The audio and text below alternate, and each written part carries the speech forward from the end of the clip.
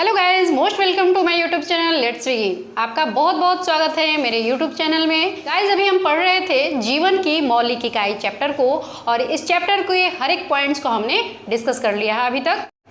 आज मैं लेकर आई हूँ आपको इस चैप्टर की समरी को। जो भी चैप्टर में हमने जिस पॉइंट्स को भी पढ़ा है थ्रू आउट इस चैप्टर आज हम डिस्कस करेंगे एक समरी में। इस चैप्टर के अंदर हमने क्या क्या सीखा, जस्ट आइए उसका एक तरह से रिवीजन कर लिया जाए। देखिए, जो भी अभी हमने स्लाइड्स में भी देखा, आपको स्टार्टिंग में एक प्लांट और एक एनिमल चूहा दिखा है ना। तो जो इस चैप्टर में हमने अभी तक सीखा यही है कि जो भी प्लांट्स और एनिमल्स होते हैं वो कोशिका के बने होते हैं, है ना। तो कोशिका जो होती है हमारे जीवन की मूलभूत संरचनात्मक इकाई होती है, पता है आपको।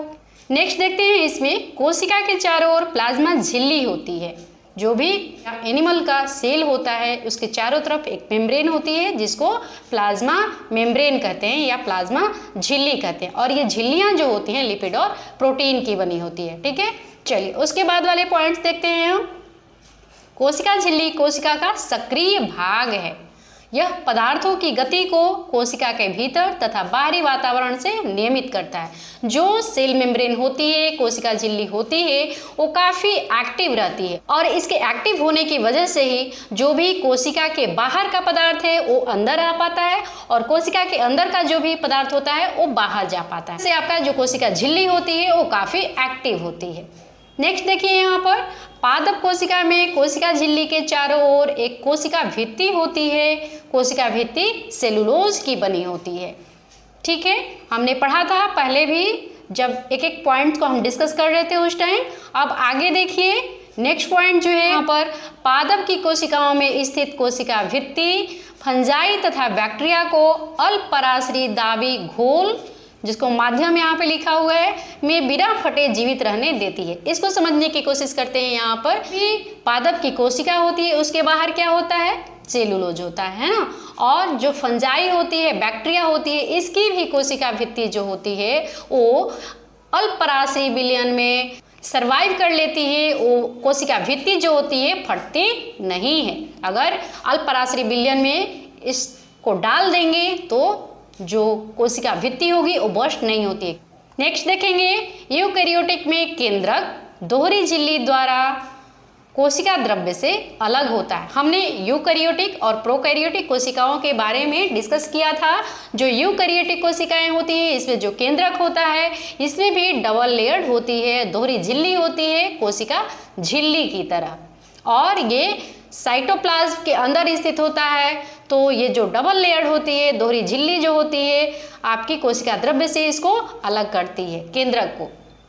यह कोशिका की जीवन प्रक्रियाओं को निर्देशित करता है। केंद्रक जो होता है सारे एक्टिविटीज को कंट्रोल करता है जो भी कोशिका में होती है।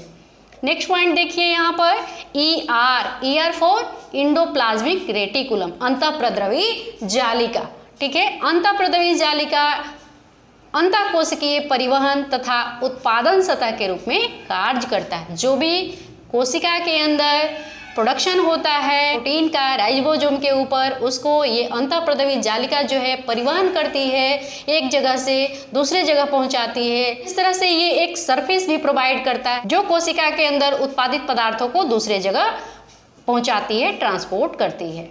नेक्स्ट देखिए यहाँ पर गोल्जी उपकरण। गोल्जी उपकरण जो है एक झिल्ली युक्त पुटिकाओं का स्तंभ है। यह कोशिका में बने पदार्थों का संचयन, रूपांतरण तथा पैकेजिंग करती है। एक फॉर्म से दूसरे फॉर्म में चेंज करना और किसी भी उत्पादित पदार्थ को कलेक्ट करके दूसरे जगह परिवहन करने में ये मदद करती है। गोल्जी उपकरण आपकी पैकेजिंग करती है, पैकेज हो जाएगा मटेरियल, उसके बाद उसको ट्रांसपोर्ट कर दिया जाएगा। नेक्स्ट पॉइंट देखिए, अधिकांश पादप कोशिकाओं में झिल्ली युक्त अंगक जैसे प्लास्टिड होते हैं।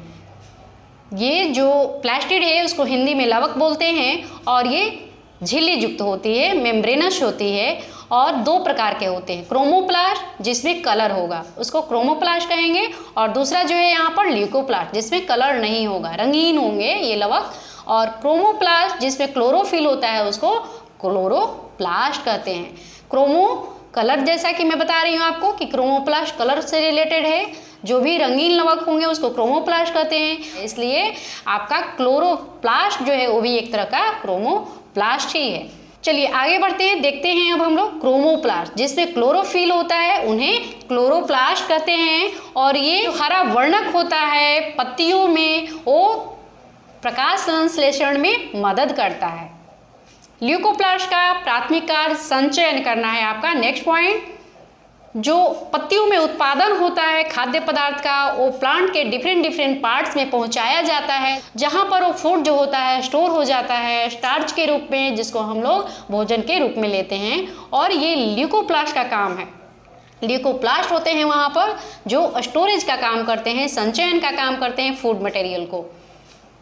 नेक्स्ट पॉइंट देखिए, अधिकांश परिपक्व पादप कोशिकाओं में एक बड़ी केंद्रीय रसधानी होती है। जो भी पादप कोशिकाएं होती हैं जब वो एडल्ट हो जाती हैं, काफ़ी बड़ी होती हैं, परिपक्व होती हैं, तो उसमें जो रिक्तिकाएं होती हैं वो अपना रूप बड़ा करते जाती हैं, क्योंकि पादप कोशिकाओं में जो उत्तक का विभाजन होता है बहुत तेज गति से होता है और उतनी मात्रा में जीव द्रव्य का निर्माण नहीं हो पाता है, जैसा कि मैंने आपको पहले भी बताया है। तो वहाँ पर रिक्तिकाओं का निर्माण होने लगता है और एक समय ऐसा आता है जब ये रसधानी जो है आपके केंद्र में आ जाती है और साइटोप्लाज्म जो है किनारे किनारे हो जाता है। तो इसलिए उस रसधानी के लिए केंद्रीय रसधानी शब्द यूज किया जाता है। और ये कहाँ पे होती है? एडल्ट पादप कोशिकाओं में होती हैं। यह कोशिका भित्ति की स्फीति को बनाए रखती है और यह अपशिष्ट पदार्थों सहित महत्वपूर्ण पदार्थों का संचयन करती है। जो भी वेस्टेज चीज़ें होती हैं जो कि कोशिका से बाहर जानी होती है, वो सारे भी यहाँ पर स्टोर हुए होते हैं, क्योंकि यहाँ पर तरल पदार्थ ज़्यादा होते हैं और जहाँ कहीं पे भी इस तरह से तरल पदार्थ होंगे वो स्पेस जो हो जाता है काफ़ी टर्जिड हो जाता है। इसलिए इसको बोलते हैं कि रसधानी जो है कोशिकाओं को स्फीति प्रदान करती है। नेक्स्ट पॉइंट आप देखिए, प्रोकैरियोटिक कोशिकाओं में कोई भी झिल्ली युक्त अंगक नहीं होता है। यूकैरियोटिक कोशिकाओं के बारे में हमने पढ़ा है कि जो भी वहाँ पे अंगक होते हैं उसमें झिल्ली होती है, लेकिन जो हमारे साइनोबैक्टीरिया बैक्टीरिया होते हैं वो हमारे प्रोकैरियोटिक सेल होते हैं, प्रोकैरियोटिक कोशिका होती है। आपने पहले भी इसके बारे में पढ़ा है और इसमें किसी तरह की कोई झिल्ली नहीं होती है, झिल्ली युक्त अंगक ये नहीं होते हैं। जो भी प्रोकैरियोटिक कोशिकाएं होती हैं उनके क्रोमोजोम के स्थान पर न्यूक्लिक अम्ल होता है।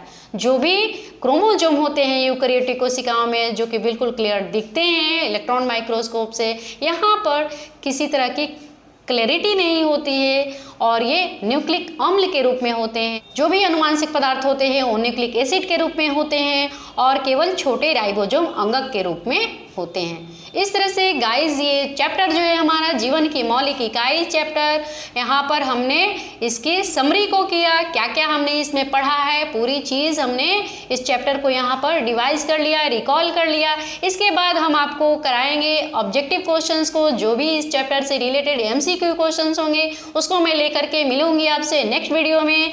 देखते रहिए मेरे वीडियो को, चैनल पे बने रहिए, वीडियो को लाइक एंड सब्सक्राइब करते रहें।